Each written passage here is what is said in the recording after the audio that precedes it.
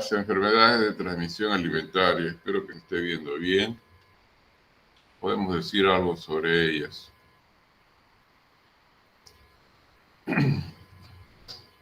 O ETAs, enfermedades transmitidas por alimentos. Acá la definición dice que es el síndrome originado por la ingestión de alimentos o agua. El agua también puede ser el vehículo de transmisión de alguna enfermedad. Que contengan agentes etiológicos en cantidades suficientes que afecten la salud del consumidor a nivel individual o colectivo. Por otra parte, las enfermedades relacionadas con el consumo de agua son aquellas producidas por el agua contaminada con desechos humanos, animales o químicos. Se consideran enfermedades transmitidas por el agua el cólera, la fiebre tifoidea, la disentería, la poliomielitis, la meningitis, la hepatitis A y E.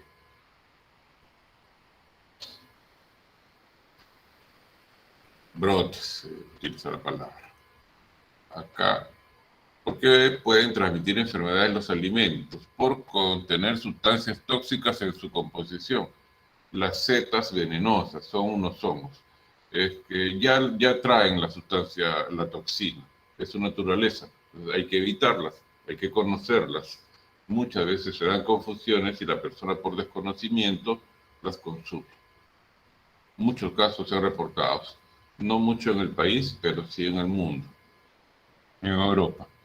¿Por qué pueden transmitir enfermedades de los alimentos? Porque han sido contaminados accidentalmente con sustancias químicas tóxicas o con agentes contaminantes físicos. Todavía tenemos el recuerdo de lo que pasó hace algunos años en Ayacucho, otros años en Cajamarca, con este programa Coliwarma. Todavía nos acordamos de que la leche del desayuno lo habían puesto, según dijeron, en recipientes donde previamente habían preparado germicidas o agroquímicos para rociar a los cultivares. Entonces habían quedado restos de sustancias venenosas. Igualmente, accidentalmente pudieran llegar trozos de vidrio, grapas. A veces compramos, por ejemplo, en ambulantes, snacks tipo cancha, tipo chifles, y ustedes han visto que no lo sellan, sino le engrapan la etiqueta o el cartón o la misma bolsa, ¿no? Entonces puede llegar al alimento. ¿Por qué puede transmitir enfermedades los alimentos? Por haber añadido intencionadamente sustancias para modificar sus características y resultar tóxicas. Nosotros trabajamos abundantemente con aditivos alimentarios. El hombre utiliza alrededor de 4.000 aditivos alimentarios en el mundo occidental. Pero cada uno tiene su dosis y según Paracelso la toxicidad está en la dosis. Una misma sustancia puede hacer un bien o su exceso puede ser muy perjudicial. Entonces, no tener cuidado con las sustancias conservadoras, por ejemplo, o de cualquier otro tipo, puede generar un riesgo de adquirir una ETA. Utilizar dosis equivocadas, ¿no? Un 0 a la izquierda a la derecha puede significar 10 veces más o 10 veces menos de esa sustancia. Entonces, no tener cuidado en el cálculo, por ejemplo. Por contener parásitos o gérmenes patógenos, que por su proliferación, producción de toxinas, puede ocasionar enfermedades. Parasitosis, infecciones, intoxicaciones. Puede entonces ser los motivos por los cuales adquirimos una enfermedad de transmisión alimentaria, una ETA. ¿Cuántos tipos de ETAs hay? Los médicos tratan de simplificar esto, es decir, toxinfecciones alimentarias. Y ahí con eso ya generalizan. Aunque propiamente podríamos decir las intoxicaciones alimentarias. Cuando consumimos alimentos que contienen sustancias tóxicas.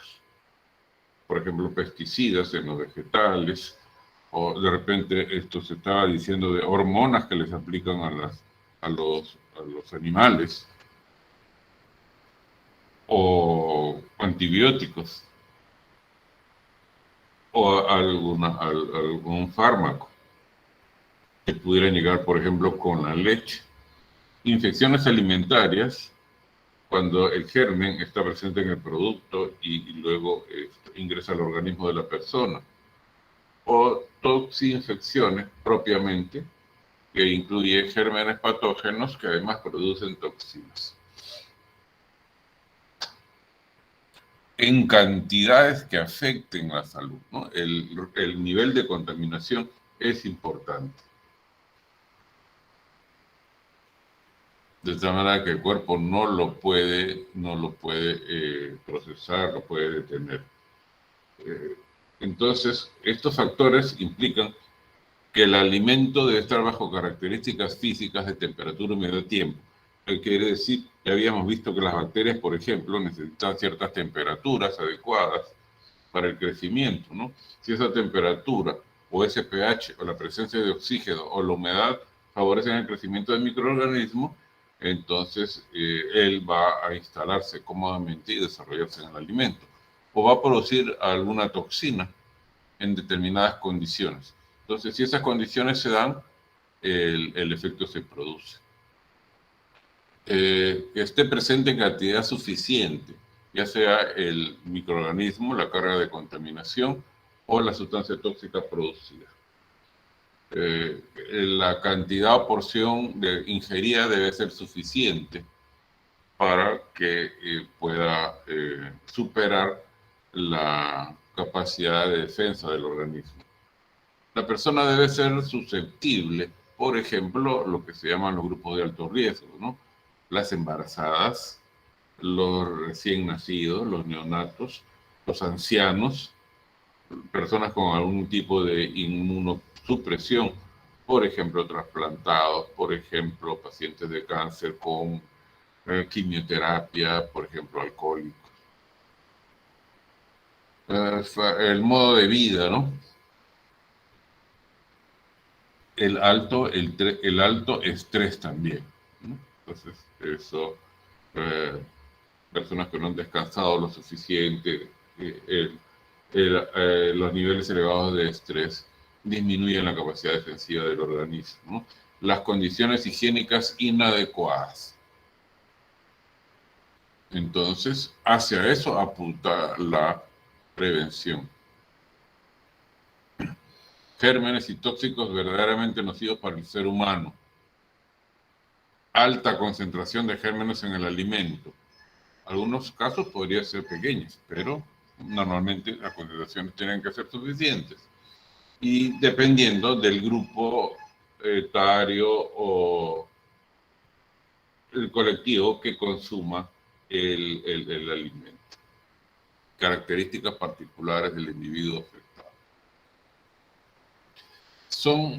Hablando de microorganismos, son muchos, y ahora ustedes nos van a explicar cuáles y qué tantos, ¿no? Acá tenemos el microorganismo, en este caso, en el primer caso, bacterias. ¿En cuánto tiempo se produce la incubación? O sea, ¿en cuánto tiempo luego de ingerir el alimento podemos empezar a percibir los malestares? Y qué tipo de alimentos y qué efectos causan. Vamos a señalar algunos. El Bacillus cereus, solamente por tratarse del primero, entre las 8 y las 16 horas de consumir un alimento contaminado, por ejemplo, cereales, salsas, salchichas, empieza la persona a manifestar diarreas, dolores abdominales, náuseas. Bueno, eso de repente podríamos tratarlo bien en una persona joven, como nuestro auditorio de hoy, pero para un anciano, una persona de la tercera edad, podría ser un caso sumamente grave, ¿no? Que lo conduzca hasta la muerte. A eso se refiere con el grupo etario. La brucelosis, alguien hoy día nos va a hablar sobre la fiebre malta. Es muy común decirle fiebre malta. Los animales que se infectan con mayor frecuencia incluyen ovejas, vacas, cabras. Entonces, suele producir por consumo de derivados lácteos como el queso. Eso puede durar bastantes días y es muy molestosa. El Campylobacter, el Clostridium botulismo, que esto produce una intoxicación y que en 18 a 36 horas se incuba, pero esto en el organismo, ¿no? Y puede generar rápidamente la muerte de la persona. Porque el Clostridium botulinum produce una neurotoxina, una toxina que ataca el sistema nervioso. El Clostridium perfringens, la Listeria monocytogenes. En Canadá, a la cuestión de 10, 15 años, se produjo un caso tremendo de listeriasis con muchas muertes en una empresa bastante prestigiosa que produce, no sé si todavía existe, o producía embutidos de alta calidad. Por lo visto, la calidad no era tan alta en este caso y hubo varias muertes y varias responsabilidades que asumir. Otras bacterias, la salmonela, que es bastante popular, responsable de la tifoidea, la shigella, el Staphylococcus aureus, las bacterias del género Vibrio, como el Vibrio cholerae, que produce el cólera. Hace algunos años, hace 30, 40 años, en Perú se produjo una epidemia de cólera, una enfermedad que ya parecía superada por la humanidad. En el Perú llegó el cólera. Yersiniosis, producida por varias especies. Hablando de bacterias, hablando de hongos, el ciclospora, el cryptosporidium, y mucho cuidado con los hongos productores de micotoxinas, como el Aspergillus flavus, que produce la aflatoxina, y el Aspergillus ocraceus, que produce la ocratoxina. Son unas enfermedades que corresponden a intoxicaciones crónicas. Pueden llegar a ser muy graves. Por eso le decía, mucho cuidado con los mohos en los alimentos. Dice carcinógeno potente en exposición prolongada. A eso se refiere con las micotoxinas. Y por otro lado están los parásitos. Cuando hablamos de parásitos, ¿qué parásito es el más popular de todos? ¿Me pueden mencionar alguno?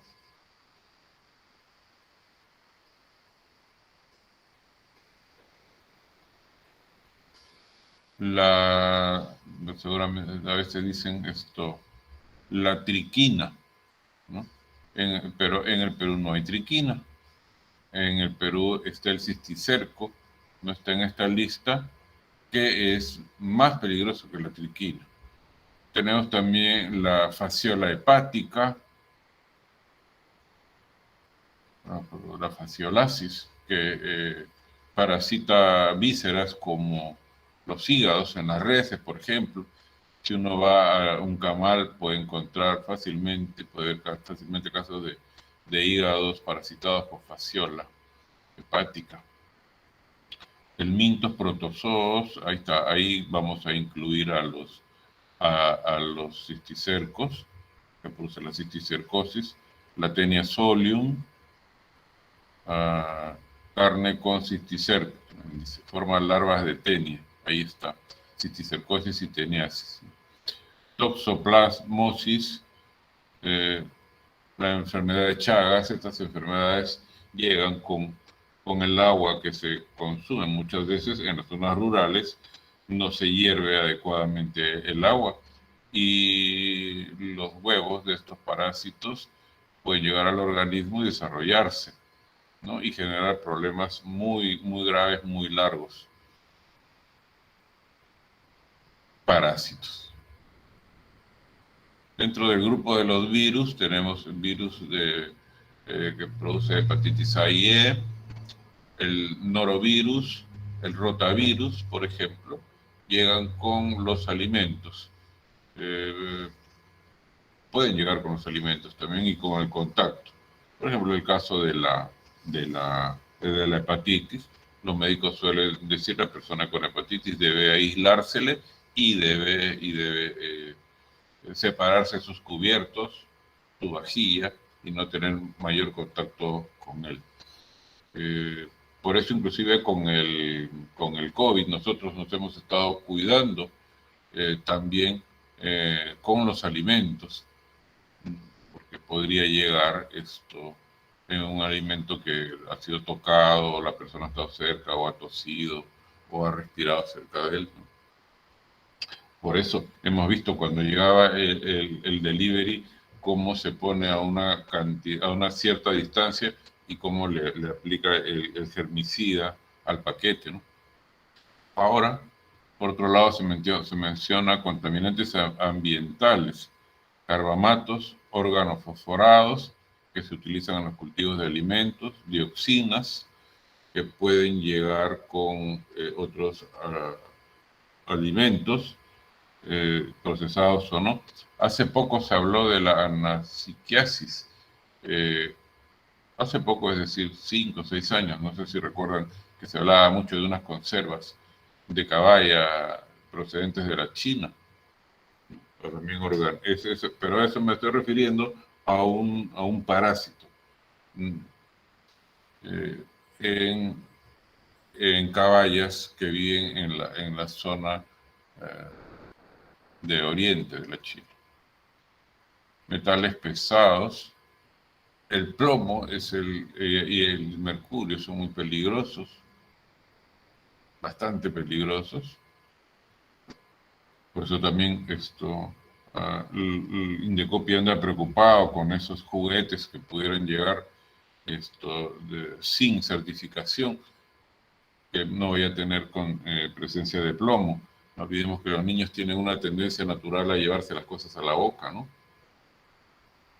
Otros contaminantes generados durante la preparación del alimento, el procesamiento del alimento.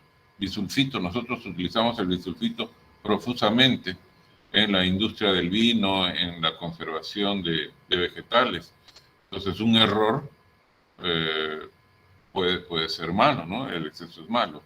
Benzopirenos, productos de caramelización, acrilamidas, cianuros, son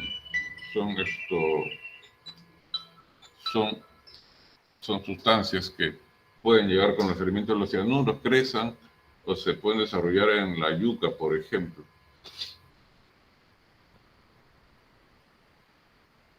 Y depende su acción de la cantidad ingerida. Las principales causas, ¿cuáles podrían ser? El descuido, el no estar atento, el desconocimiento, el consumo permanente o ocasional que pudiéramos hacer de alimentos en ambulantes. Muchas veces los ambulantes no saben y simplemente desarrollan su actividad de una manera intuitiva y no se enteran de que pueden ser agentes de la proliferación de este tipo de microorganismos y consecuencias por mala manipulación. Entonces, esa es la principal causa de aparición. El descuido, el desconocimiento. ¿Cómo podemos prevenir estas manifestaciones patológicas? Podemos prevenirlas con difusión, con cuidado, con prevención. Trabajar con todo el sector productivo e instituciones de control para mejorar la calidad de los alimentos, desde su producción hasta su consumo. Ahí los maestros tienen todo un campo de acción. Implementar medidas que fortalezcan la inocuidad de alimentos a todas las personas. Entonces nosotros vamos a aprender técnicas para no conseguir, sino para asegurar la inocuidad de los alimentos. Conocer y aplicar la normativa sanitaria. Oiga, o sea que también está normado, también hay leyes, reglamentos, sí las hay, pues empecemos conociéndolas. Imagínense un árbitro de fútbol que no conozca el reglamento de fútbol. Imagínense un abogado que no conozca el código procesal. Imagínense un transportista que no conozca el reglamento de tránsito. Es inadmisible, ¿no? Una persona que trabaja con alimentos tiene que conocer las normativas que están dadas para el procesamiento de estos alimentos. Entonces nosotros vamos a tener que conocer las normativas. ¿Hay reglamento sanitario de alimentos? Sí lo hay. Entonces, a buscarlo, a leerlo, porque eso sirve para siempre. Y ahí dice claramente quiénes son los que están involucrados en la prevención, en el cuidado y en la inocuidad de los alimentos. La Organización Mundial de la Salud para Prevención nos dice algunas cosas. Ahí está. ¿Qué nos dice la Organización Mundial de la Salud? 1, limpieza. Lávese las manos antes de preparar alimentos. Lávese las manos después de ir al baño. Lave y desinfecte todas las superficies. Proteja los alimentos de insectos, mascotas y otros animales. Limpieza. 2, separe alimentos crudos de cocinados. Separe los alimentos en proceso de lo que están listos para comer, para evitar lo que se llama contaminación cruzada. Utensilios para vegetales, utensilios para carnes, utensilios para pollo distintos a los utensilios para pescado. Eso incluye cuchillos, tablas, cucharones. Recipientes separados. Evite lo que se llama otra vez la contaminación cruzada. Cocine. El calor mata. Cocine completamente los alimentos. Hierva los alimentos. Recaliente completamente, adecuadamente la comida cocinada. Eso que le gusta comer calentado. Mantenga los alimentos a temperaturas seguras. Use el frío. No deje alimentos a temperatura ambiente por más de 2 horas. Refrigere. No guarde comida demasiado tiempo. Descongele adecuadamente. Use materias primas seguras. Use agua potable, bien tratada. Seleccione los alimentos frescos. Lave las frutas convenientemente. Si ha vencido la fecha de seguridad del alimento, ya no lo consuma. El principio precautorio se llama. Ante la duda, no consuma. Compre en lugares seguros. Dude de las ofertas. Dude de los ambulantes. Estamos en un país donde todo se falsifica, empezando por las tesis. Esto también pueden falsificarnos alimentos de marcas prestigiosas, solamente con mandar a hacer una etiqueta y le ponen, y nosotros podemos pensar que es lo que no es. Entonces compre en lugares de garantía, evite los ambulantes. Quiérase, no digo un poquito, quiérase mucho, porque está llevando comida para la casa. Recuerda que las bacterias causantes de enfermedades alimentarias se encuentran en todas partes. El aspecto y el aroma no es suficiente para decirnos de la calidad de un alimento. No se ven las bacterias, no se ven las sustancias químicas. Entonces, sin darnos cuenta, dejándonos llevar solamente por la apariencia, no es suficiente. Entonces, en tu práctica de manipulación de alimentos, no te olvides limpiar, separar, cocinar y enfriar adecuadamente.